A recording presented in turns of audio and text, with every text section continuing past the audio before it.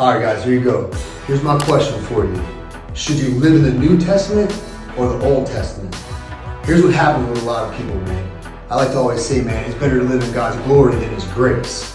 See, I know I'm a sinner. I know I need Jesus 24/7. But the truth is, I'm not purposely going to sin just because I know God's going to forgive me, because that means I'm living in His grace instead of His glory.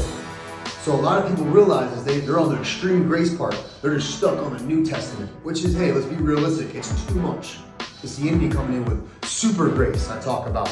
But there's also people that are way on the Old Testament. They have zero grace. The key is, what you want to do is live right in the middle. You want to stay focused, stay balanced. You need a little bit of the Old Testament, you need a little bit of the New Testament. This is what Jesus said. He said, I didn't come to take the law, I came to fulfill it.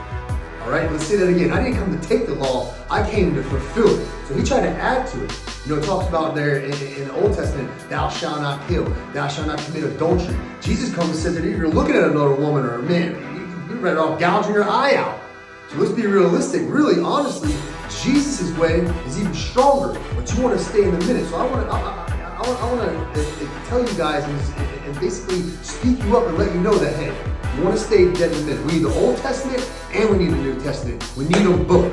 We don't want to be too much grace. We don't want to be too hard on people. We need both. We got to stay completely balanced. And the way that you do that is stay in your Word of God, praying, and following what God says. Go to everything for Him. You got to remember something. No man owes you nothing. You go to God for everything. I know I have situations in my life, whether it's a pastor or a prophet or anybody talking to me, they give me a word. You better believe, as soon as I get that word, I go straight to God.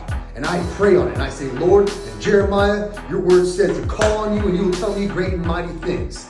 Father, I need you to answer this for me and give me confirmation on this word. Let me tell you something. He tells me every single time. Because like I always tell you guys, His word does not come back void. He has to answer you. He's your Father. He's our Father in heaven, and He loves us very much. So guys, click below, subscribe, and like. Have a good day.